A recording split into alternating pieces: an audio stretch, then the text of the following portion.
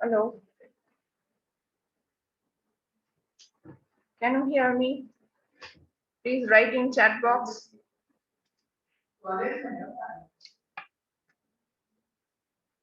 मेरा voice clear है? Chat box में लिख के बताओ।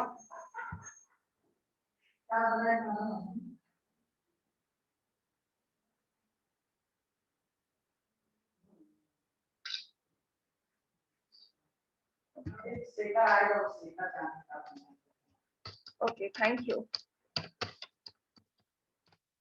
अच्छा, कल जो लैब का क्लास हुआ था, लैब का क्लास में इतना कम अटेंडेंस क्यों था? लैब के क्लास में इतना कम अटेंडेंस क्यों था?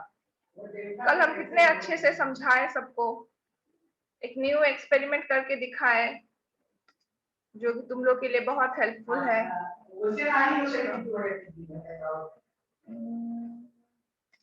टीवी में कोड जाए, टीवी में कोड जाए, टीवी में कोड से करेगा, वैसे नहीं होता।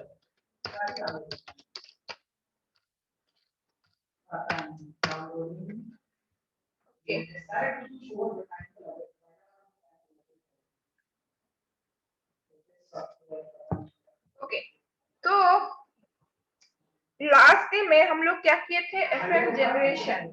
एफएम जनरेशन में हम लोग बेसिकली क्या देखे थे कि जो फ्रीक्वेंसी मॉड्यूलेशन है, फ्रीक्वेंसी मॉड्यूलेशन हम लोग किस तरीके से कर सकते हैं। फ्रीक्वेंसी मॉड्यूलेशन में मेरा क्या होता है? फ्रीक्वेंसी मॉड्यूलेशन में just a second please wait. सब कुछ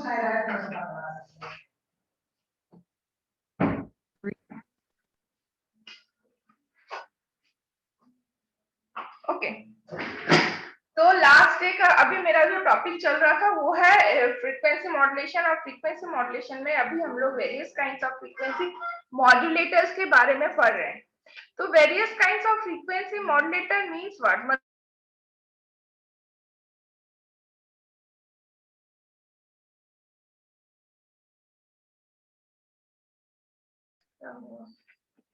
फ्रीक्वेंसी मॉड्यूलेशन मतलब क्या होता है? फ्रीक्वेंसी, ये जो टॉपिक हम लोग का अभी चल रहा है दैट इज फ्रीक्वेंसी मॉड्यूलेशन।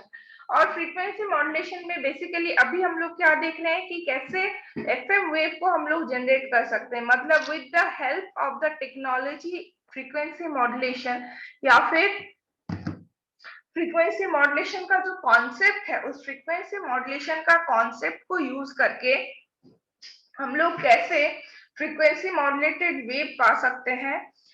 ये चीज हम लोग को देखना है। और हम लोग को और एक चीज क्या पता है, जब हम लोग एम्पलीट्यूड मॉड्यूलेशन पढ़े थे in our second chapter, sorry अभी हम लोग थर्ड चैप्टर में चल रहे हैं। तो जब हम लोग सेकंड चैप्टर में एम्पलीट्यूड मॉड्यूलेशन पढ़े थे तो हम लोग क्या देखे थे कि जो मॉड्यूलेशन का जो प्रोसेस होता है वो मॉड्यूलेशन का प्रोसेस कहाँ पे होता है? At the transmitter side.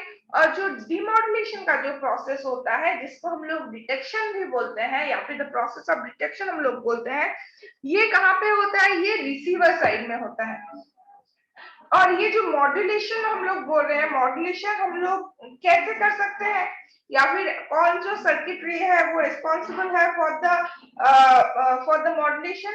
तो मेरा वो सर्किटरी जो है या फिर जो डिवाइस है जिसके हेल्प से या फिर जिसमें मॉड्यूलेशन का प्रोसेस एग्जीक्यूट होता है उसको हम लोग बोलते हैं मॉड्यूलेटर, है कि नहीं? तो फ्रीक्वेंसी मॉड्यूलेशन के लिए या फिर एफएम वेव को जनरेट करने के लिए हम लोग को वेरियस काइंड्स ऑफ मॉड्यूलेटर के बारे में पढ़ना है।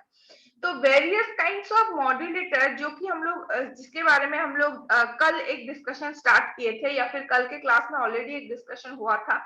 तो वहां पे बेसिकली हम लोग क्या देख रहे हैं कि जो फ्रीक्वेंसी मॉड्यूलेशन है वो दो तरीके से हो सकता है। एक है कि डायरेक्टली उसका फ्रीक्वेंसी को हम लोग मॉड्यूलेट कर दे, मींस एक हो सकता है कि हम लोग कैरियर का जो फ्रीक्वेंसी है उसको डायरेक्टली वेरी करा देते हैं, वेरी करके जो मॉड्यूलेटेड वेव है वो हमको पा सकते हैं। और हम हमेशा से ये बात बोलते हैं जो कि तुम लोग हमेशा याद रखने का कोशिश करना या फिर याद रख लेना गांठ बांध के, और वो ये है कि जो भी मॉड्यूलेटेड वेव हमको मिलता है, all modulated waves are nothing but modified carrier. और ये जो मॉडिफिकेशन होता है कैरियर वेव में, ये मॉडिफिकेशन किसके बेसिस में होता है? कोई तो एक स्टैंडर्ड होना चाहिए, कोई तो एक पैरामीटर होना चाहिए जिसके रेस्पेक्ट में या फिर जिसके हिसाब से वेरिएशन होगा। तो ये जो वेरिएशन होता है वो जो मेरा मैसेज सिग्नल है और मॉड्यूलेटिंग सिग्नल जो है, उस मॉड्यूलेटिंग सिग्नल का जो एम्पलीट्यूड है उसका वेरिएशन के हिसाब से होता है। मतलब मॉड्यूलेटिंग वेव का या फिर मैसेज सिग्नल का जो एम्पलीट्यूड में वेरिएशन आता है, उसका जैसे जैसे एम्पलीट्यूड में वेरिएशन आता है, एम्पलीट्यूड मॉड्यूलेटेड वेव बोलो या फिर फ्रीक्वेंसी मॉड्यूलेटेड वेव बोलो या फिर फेज मॉड्यूलेटेड वेव बोलो, कोई भी टाइप ऑफ मॉड्यूलेटेड वेव में उसका फॉर एम्पलीट्यूड मॉड्यूलेशन इसका एम्पलीट्यूड, फॉर फ्रीक्वेंसी मॉड्यूलेशन उसका फ्रीक्वेंसी और फॉर द फेज मॉड्यूलेशन उसका फेज वैरी होता है। और किसका वैरी होता है? कैरियर का वैरी होता है। किसके हिसाब से वैरी होता है? मैसेज सिग्नल के हिसाब से वैरी होता है, मैसेज सिग्नल के एम्पलीट्यूड वेरिएशन के हिसाब से।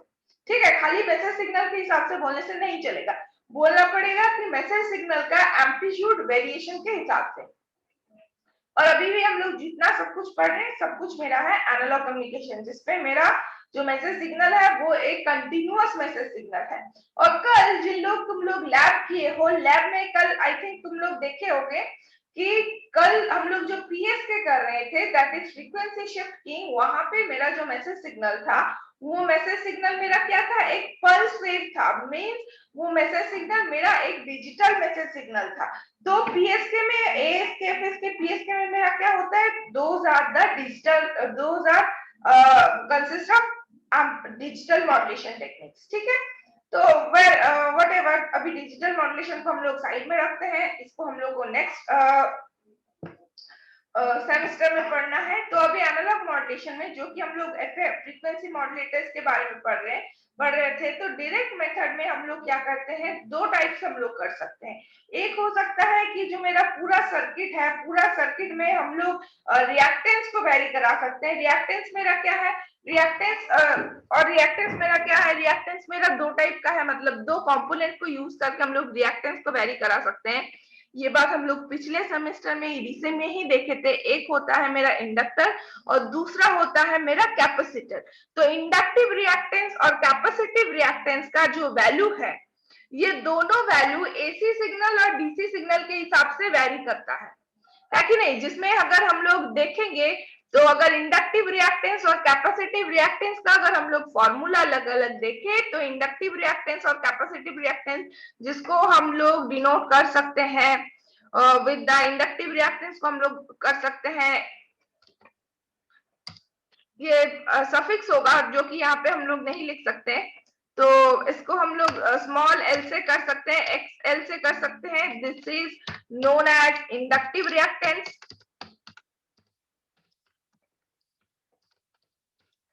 और जो मेरा एक्सी होता है उसको हम लोग बोलते हैं कैपेसिटिव रिएक्टेंस।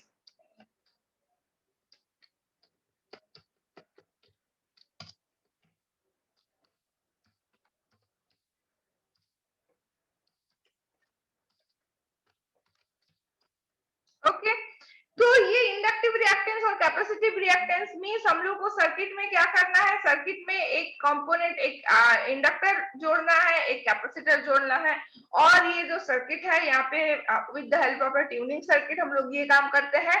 और ये जो एक कैपेसिटर और एक इंडक्टर को यूज करके जो टाइप ऑफ मॉड्यूलेटर्स हम लोग जनरेट करते हैं, that is known as the reactance modulator. और रिएक्टेंस मॉड्यूलेटर के बारे में कल के क्लास में हम लोग थॉरोली उसको डिस्कस कर चुके हैं कि उसमें क्या होता है, उसका सर्किट डायग्राम कैसा है और उसमें एल और सी के वेरिएशन के हिसाब से कैसे होता है।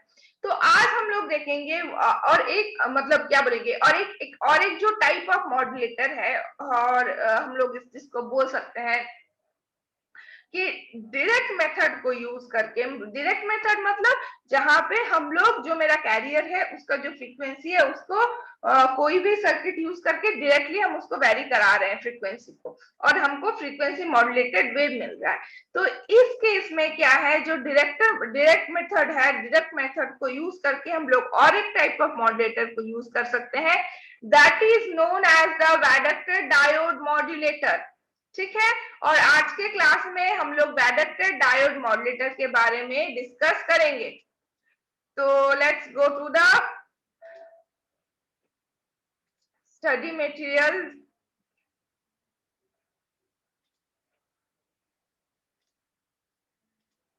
This is my varactor diode modulator. तो अगर वैडक्टर डायोड मॉड्यूलेटर के बारे में स्क्रीन आई होप सबको दिख रहा है। Please whatever you people want to say write in chat box, okay?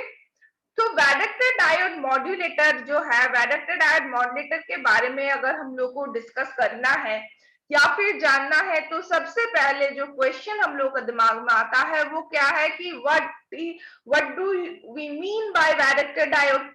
Obviously ये एक कॉमन क्वेश्चन आ सकता है कि वैडक्टर डायोड क्या है, इसका ऑपरेशन क्या है, वो कैसे काम करता है और कैसे ये क्या कर सकता है कि कोई जो भी मेरा कैरियर सिग्नल है उस कैरियर सिग्नल का फ्रीक्वेंसी को वो कैसे वेरी करा सकता है। मींस कोई भी जो मेरा साइनोसॉइडल वेव है, क्योंकि यहाँ पे कैरियर सिग्नल जो है इट्स अ कंटिन्यूअस सिग्नल। यहाँ पे इन द फ्रीक्वेंसी मॉड्यूलेशन बोलो, इन द फेज मॉड्यूलेशन बोलो या फिर इन एम्पलीट्यूड मॉड्यूलेशन बोलो, तीनों में जो कॉमन टर्म है वो है कि यहाँ पे हम लोग जो मेरा मैसेज सिग्नल और कैरियर सिग्नल दोनों सिग्नल हम लोग यूज कर रहे हैं। दोनों सिग्नल मेरा क्या है, दोनों ही कंटिन्यूअस सिग्नल है और मींस दोनों ही मेरा साइनोसॉइडल सिग्नल है। तो ये जो दोनों तो यहाँ पे जो कैरियर हम लोग यूज कर रहे हैं तो कैरियर मेरा क्या है, साइनोसॉइडल है। तो साइनोसॉइडल है मींस इसका एक पर्टिकुलर कोई भी फ्रीक्वेंसी है। तो फ्रीक्वेंसी के साथ या फिर फ्रीक्वेंसी में कोई भी पर्टिकुलर अप्लाइड फ्रीक्वेंसी के लिए वैडक्टर डायोड कैसे काम करता है, ये पहला क्वेश्चन होगा सबसे पहले। तो अगर हम लोग जानना चाहेंगे कि वैडक्टर डायोड क्या है, तो वैडक्टर डायोड ऑब्वियसली इसका नाम से ही पता है कि it's a kind of diode. और हम लोग डायोड के बारे में क्या पढ़े हैं कि डायोड मेरा एक नॉर्मल पीएन जंक्शन डायोड होता है। और नॉर्मल पीएन जंक्शन डायोड में क्या होता है, एक पी साइड होता है। अगर हम लोग ड्रॉ करना चाहेंगे, जस्ट अ सेकेंड।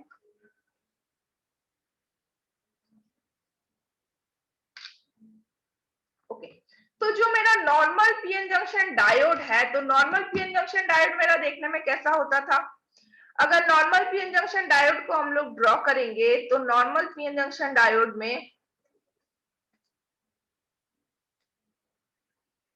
सॉरी,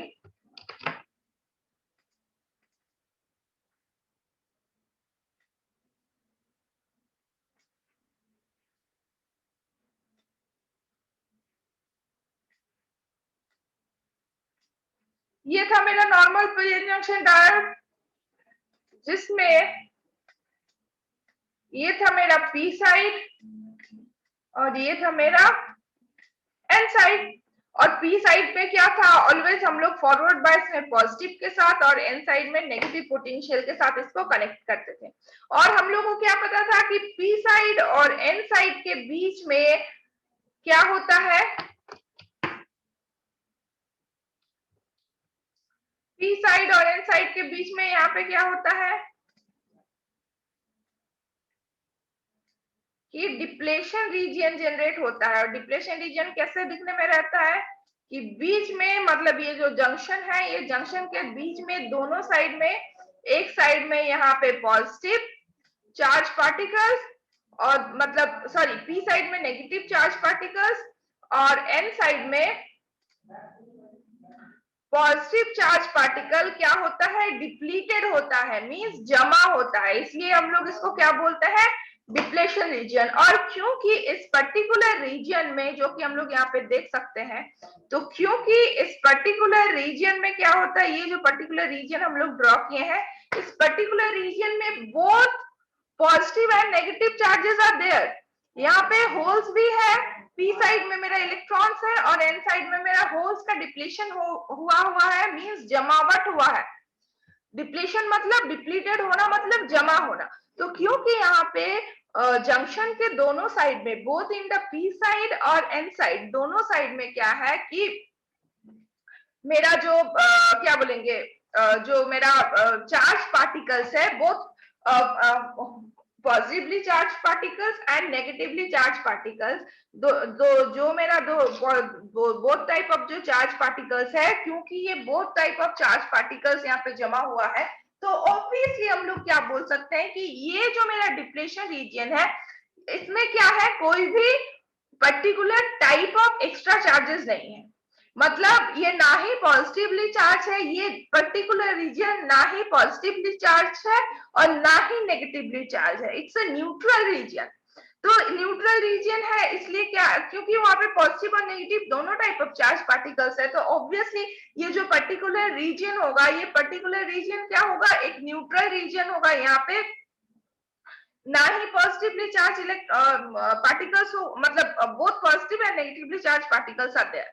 तो और यहाँ पे और एक चीज क्या होता है कि क्योंकि यहाँ पे एक ट्रैफिक जाम जो डिप्लेशन रीजन मेरा जनरेट होता है, डिप्लेशन रीजन जनरेट होने के पीछे जो रीजन होता है वो क्या है कि जो मेरा मतलब जो मोबाइल इलेक्ट्रॉन्स एंड होल्स होते हैं, दोनों जंक्शन को क्रॉस करने के बाद उन लोगों के पास मूव करने के लिए एक्स्ट्रा एनर्जी रिमेनिंग नहीं होता है। तो इन द डिप्लेशन रीजन क्या होता है कि ये कुछ स्टैटिक, इन लोग के अंदर एक स्टैटिक एनर्जी आ जाता है, मतलब इन लोग के पास मूव करने का जो एनर्जी है, मूव करने के लिए जितना एनर्जी जरूरत है वो एनर्जी नहीं रहता है। तो इन लोग कुछ हद तक हम लोग बोल सकते हैं कि डिप्लेशन रीजन में positively charge particles and immobile positively charge particles and mobile negatively charge particles क्या होता है कि ये लोगों में इमोबाइल नेचर आ जाता है, मींस हिलने का क्षमता इन लोगों में नहीं रहता है।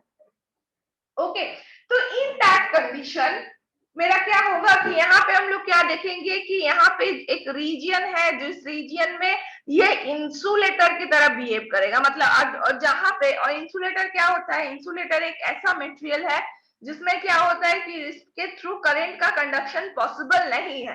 और करंट का कंडक्शन के लिए हम लोग को क्या पता है कि always for the conduction of the current we need free charge particles, it may be positively charged, it may be negatively charged, ठीक है।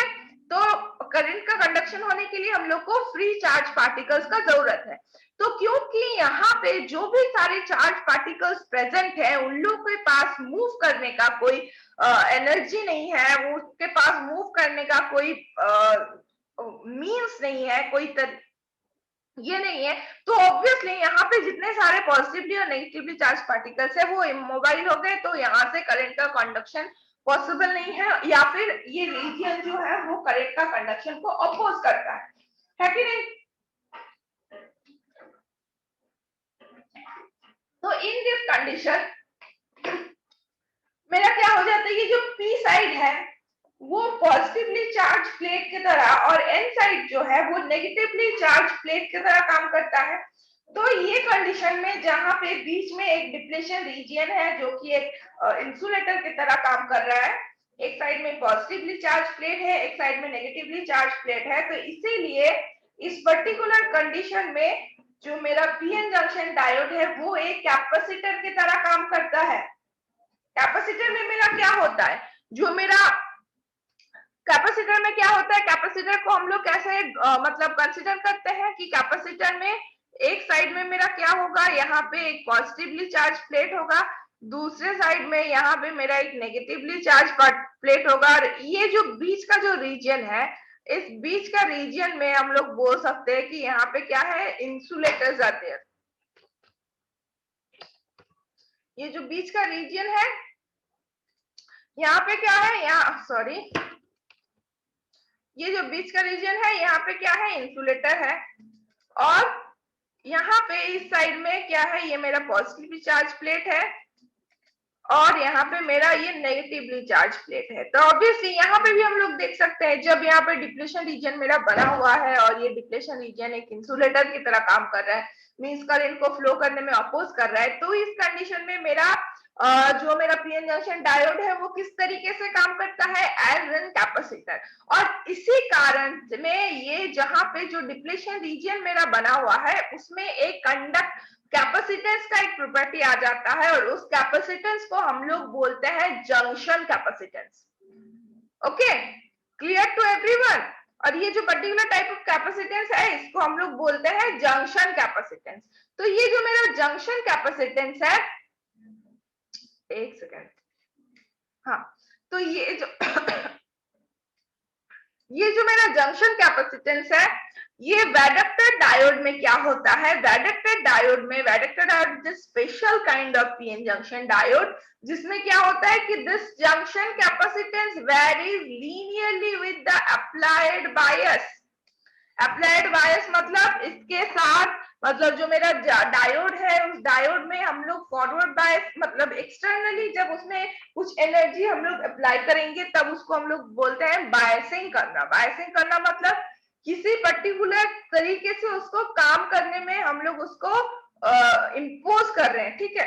तो इसीलिए इसको हम लोग बोलते हैं बायसिंग। इसलिए वो जब हम लोग पॉजिटिव साइड के साथ पॉजिटिव साइड को कनेक्शन करते हैं उसको हम लोग बोलते हैं फॉरवर्ड बायस, और पॉजिटिव के साथ नेगेटिव एंड नेगेटिव के साथ पॉजिटिव जब करते हैं तब हम लोग उसको बोलते हैं रिवर्स बायस।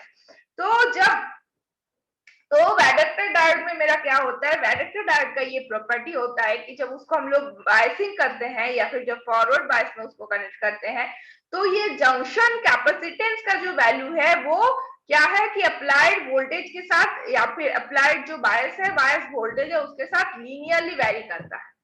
और ये जंक्शन कैपेसिटेंस का वैल्यू कैसे लीनियरली वेरी करेगा, और यहाँ पे और एक चीज हम लोग को बोलना है, ये कॉमन सेंस है, तुम लोग थोड़ा दिमाग भी लगाओगे तो भी आ जाएगा कि जंक्शन कैपेसिटेंस का जो वैल्यू है या फिर जंक्शन कैपेसिटेंस को लेके जब कभी भी हम लोग डिस्कस करेंगे तो मेरा क्या होगा, जंक्शन कैपेसिटेंस हम लोग को कब मिलेगा, जब हम लोग को एक sufficient amount of depletion region बना हुआ मिलेगा between P side and N side of a diode. और मेरा फॉरवर्ड बायस में मेरा क्या होता है, फॉरवर्ड बायस में मेरा होता है ये कि फॉरवर्ड बायस में जब कभी भी हम लोग फॉरवर्ड बायस अप्लाई करते हैं पीएन जंक्शन डायोड में, तब मेरा क्या होता है कि पीएन जंक्शन डायोड के बीच में तब हम लोग क्या बोलते हैं कि PN junction diode forward bias में करंट को कंडक्ट करती है। कंडक्ट करती है मतलब ये जो मेरा जंक्शन के आसपास जो डिप्लेशन रीजन बना हुआ है उसका वो क्या हो जाता है, वो नहीं रहता है, वो खत्म हो जाता है, तभी जाके वो करंट को कंडक्ट कर पाती है। क्यों, अदरवाइज करंट को वो कंडक्ट नहीं कर पाएगी, क्योंकि मेरा जो डिप्लेशन रीजन है उसका ये प्रॉपर्टी है कि वो करंट को फ्लो करने में अपोज करता है, क्योंकि वो इंसुलेटर की तरह बिहेव करता है। तो इसीलिए जब कभी भी हम लोग जंक्शन कैपेसिटेंस के बारे में बात करेंगे, स्पेशली डायोड का, तो उस कंडीशन में हम लोग क्या करेंगे, मतलब क्या जानेंगे कि मेरा जो कनेक्शन है वहां पे क्या वो रिवर्स बायस में है। तो इसीलिए देखो लिखा हुआ है कि the varactor diode must be reverse bias, क्योंकि जितना रिवर्स बायस हम लोग अप्लाई करेंगे, रिवर्स बायस में मेरा क्या होता है, नॉर्मल पीएन जंक्शन डायोड का ही अगर प्रॉपर्टी ले लेते हैं तो रिवर्स बायस में क्या होता है कि हम लोग को क्या कोई भी करंट मिलता है, नहीं मिलता है। नहीं मिलता है मींस रिवर्स क्यों नहीं मिलता है, क्योंकि रिवर्स बायस में जो मेरा डिप्लेशन रीजन है उस डिप्लेशन रीजन का जो विड्थ है वो ग्रेजुअली इंक्रीज करता है। तो डिप्लेशन रीजन का जो विड्थ है वो ग्रेजुअली इंक्रीज करना मतलब जो जंक्शन कैपेसिटेंस है उस जंक्शन कैपेसिटेंस का जो वैल्यू है वो भी ग्रेजुअली राइज कर रहा है। तो इसीलिए जब कभी भी हम लोग को जंक्शन कैपेसिटेंस के रिलेटेड कोई भी डिस्कशन होगा तो हम लोग को हमेशा याद रखना है कि जो मेरा बायसिंग है इस पर्टिकुलर कंडीशन में ये biasing is my reverse bias. ठीक है, यहाँ पे सर्किट को रिवर्स बायस में कनेक्ट किया गया है। सो वैरेक्टर डायोड में इसलिए क्या है, वैरेक्टर डायोड हम लोग देख लिए, it's a special kind of semiconductor PN junction diode, जहां पे उसका जो जंक्शन कैपेसिटेंस है वो लीनियरली वेरी करता है with the applied bias voltage. और यहाँ पे जो बायसिंग है वो क्या है, रिवर्स बायसिंग है।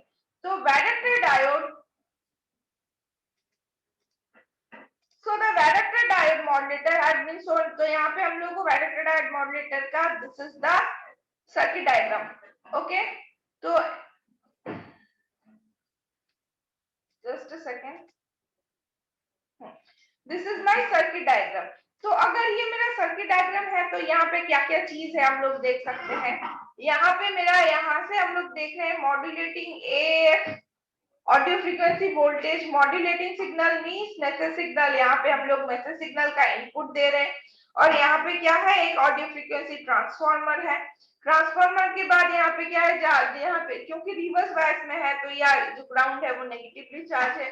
यहाँ पे क्या है, एक वाइडेक्टेड डायोड है, यहाँ पे कैपेसिटर है, यहाँ पे कैपेसिटर है, और यहाँ पे एल और सी को मिला के यहाँ पे एक तो ट्यूनिंग सर्किट है, और यहाँ पे भी क्या है, एक तो इंडक्टर हम लोग यूज किए हैं।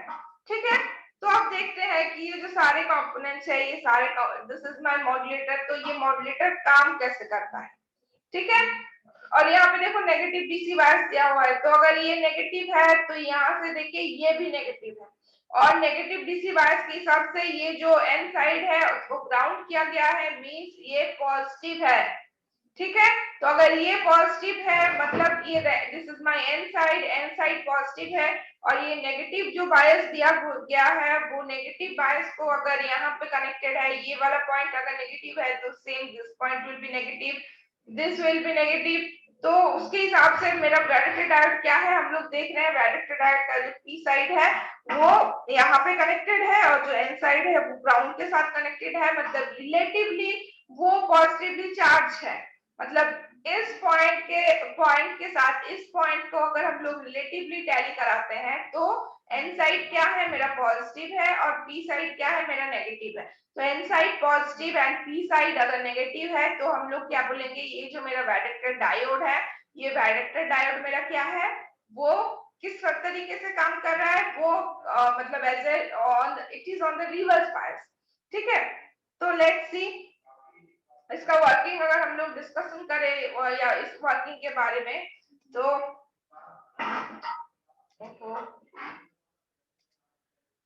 वाइडेक्टेड diode is reverse biased by the negative DC voltage minus VB। देखो इसी चीज को अभी हम लोग बोले कि ये जो नेगेटिव बायस डीसी बायस है माइनस VB, इसके मदद से हम लोग क्या किए हैं, इस वाइडेक्टेड डायोड को हम लोग रिवर्स बायस में कनेक्ट किए हुए हैं। And the modulating AF voltage, AF means audio frequency, यहाँ पे ऑडियो फ्रीक्वेंसी मतलब जिस फ्रीक्वेंसी को हम लोग सुन सकते हैं, जिस पर्टिकुलर रेंज ऑफ फ्रीक्वेंसी को हम लोग सुन सकते हैं, द मॉड्यूलेटिंग। और हम लोग क्या है कि मेरा जो मॉड्यूलेशन है उसमें हम लोग हमेशा कॉन्सेंट्रेट करते हैं कि जो मेरा फ्रीक्वेंसीज हम लोग यूज को लेके हम लोग काम करते हैं और कम्युनिकेशन सिस्टम में, तो although frequencies are may be audio frequency और विजिबल फ्रीक्वेंसी, तो it may be audio frequencies और video frequencies are there. Okay, तो जो एफएम का काम होता है या फिर एफएम को जनरली अगर हम लोग एप्लीकेशन के बारे में देखें तो वो ऑडियो फ्रीक्वेंसी में ही ज्यादा होता है।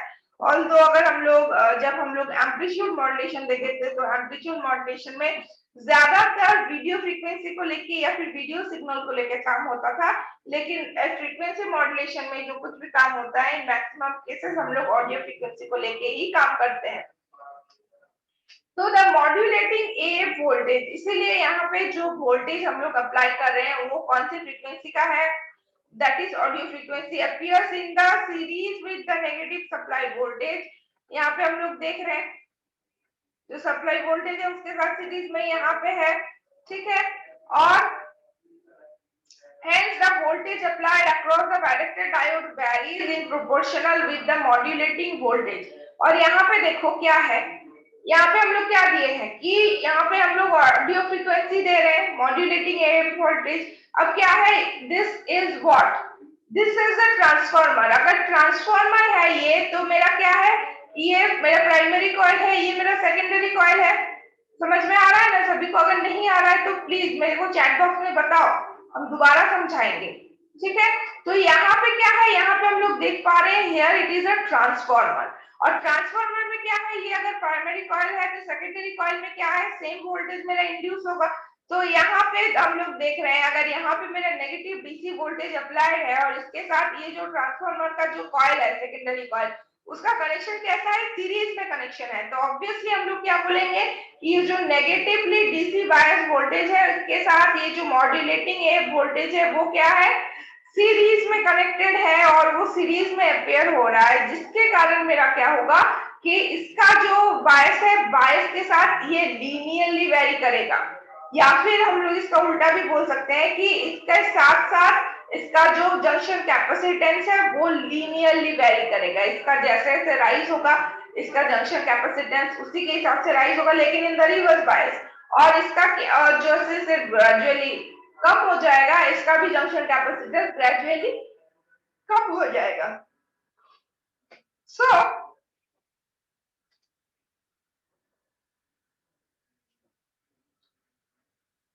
varies in problem, and this will vary the junction capacitance of the bidirected diode. So the bidirected diode appears in parallel with oscillator tune circuit. तो इसीलिए क्या है, यहाँ पे क्या है, ऑसिलेटर का मेरा ट्यून सर्किट है, और ट्यूनिंग सर्किट में हम लोग क्या देख रहे हैं कि इसके साथ पैरेलल है। मतलब देखो, पैरेलल कनेक्शन और सीरीज कनेक्शन में क्या होगा कि जब दोनों का इनपुट सेम होता है, मतलब इन फेज सेम होता है, तो यहाँ पे क्या है, ये सीरीज में कनेक्शन है, लेकिन यहाँ पे क्या है, इसका और इसका जो इनपुट साइड है वो सेम है, और जो आउटपुट है वो भी, इससे भी इसको ग्राउंड किया गया है। तो ये जो मेरा ट्यूनिंग सर्किट है, जो एलसी ट्यूनिंग सर्किट है, इसके साथ इसका जो जंक्शन कैपेसिटेंस का वैल्यू है वो क्या है, ये पैरेलल कनेक्शन में है। तो पैरेलल कनेक्शन होने के कारण मेरा क्या हो जाएगा, जो directed diodes appear in the parallel with the oscillator tune circuit, and hence oscillator frequency will change with the change of the variation in directed diode capacitance। और इसके लिए जो मेरा ऑसिलेटर सर्किट है, ऑसिलेटर सर्किट क्या है, oscillation मतलब उसमें कंपन का सृष्टि होना। तो मतलब कोई एक ऐसा चीज है जिसके कारण उसमें क्या उसका फ्रीक्वेंसी में वेरिएशन आ रहा है। तो क्योंकि ऑसिलेटर जो सर्किट है, ऑसिलेटर सर्किट क्या करता है, फ्रीक्वेंसी में वेरिएशन लाता है कोई भी वेव का। तो यहाँ पे मेरा वेव जो यूज है वो कैसे हो रहा है, वो मेरा कैरियर वेव है। तो कैरियर वेव का जो फ्रीक्वेंसी में वेरिएशन आ रहा है वो किसके मदद से आ रहा है, with the help of my oscillator circuit. और ये जो ऑसिलेटर सर्किट है, इस ऑसिलेटर सर्किट का जो ऑसिलेशन है, ठीक है, इस ऑसिलेटर सर्किट का जो ऑसिलेशन है, क्योंकि डायरेक्टेड डायोड के साथ ऑसिलेटर का जो कनेक्शन है वो पैरेलल कनेक्शन है, तो जैसे जैसे उसका कैपेसिटेंस चेंज होता है तो ऑसिलेटर का ऑसिलेशन सेम वे में चेंज होता है। तो क्योंकि हम लोग देख रहे हैं FM and thus the FM wave is produced, तो क्योंकि हम लोग यहाँ पे देख रहे हैं कि हम लोग डायरेक्टेड डायोड का जंक्शन कैपेसिटेंस को अगर डायरेक्टली वेरी करा देते हैं, किसके हिसाब से, एम्पलीट्यूड सॉरी मेरा जो ऑडियो फ्रीक्वेंसी मैसेज सिग्नल है उसके हिसाब से डायरेक्टली उसमें ऑसिलेशन में वेरिएशन आ रहा है, मींस डायरेक्टली उसका फ्रीक्वेंसी में, कैरियर का फ्रीक्वेंसी में वेरिएशन आ रहा है। That's why this kind of method is also known as a direct method। ठीक है, और यहाँ पे और एक चीज है सर्किट में, that is RFC। RFC will connect the DC and modulating signal to directed diode, but it offers very high impedance at high oscillation frequency।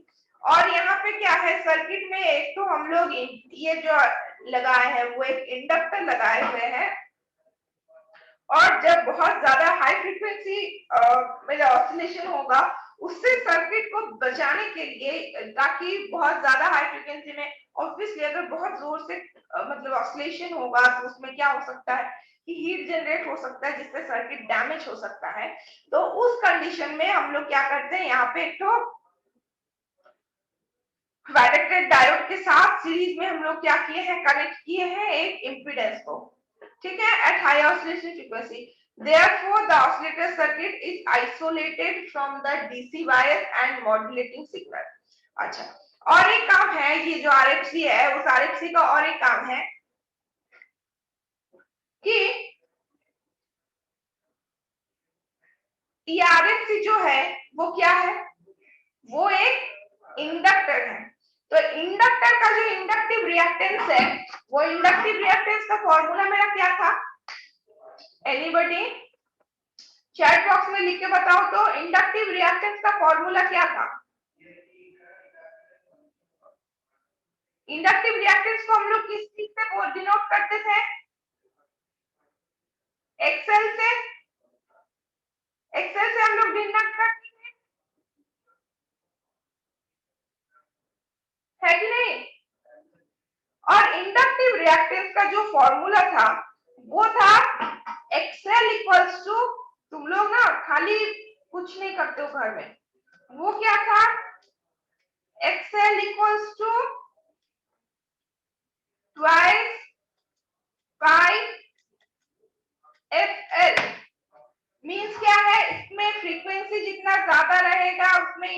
Reactance उतना ज्यादा रहेगा। और अगर कैपेसिटिव रिएक्टेंस हम लोग बोले तो वो क्या था, Xc इक्वल्स टू 1/Xc। तो उसके हिसाब से मेरा क्या होगा, अगर इसमें frequency equals to 0,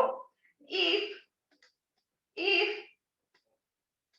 this FL equals to 0, then इसका जो वैल्यू है वो भी मेरा 0 हो जाएगा। ठीक है, तो जब अगर हम लोग यहाँ पे डीसी वोल्टेज अप्लाई करके रखेंगे तो डीसी वोल्टेज में क्या होगा, डीसी वोल्टेज अगर यहाँ पे हम लोग अप्लाई करके रखेंगे तो डीसी वोल्टेज क्या होगा, सॉरी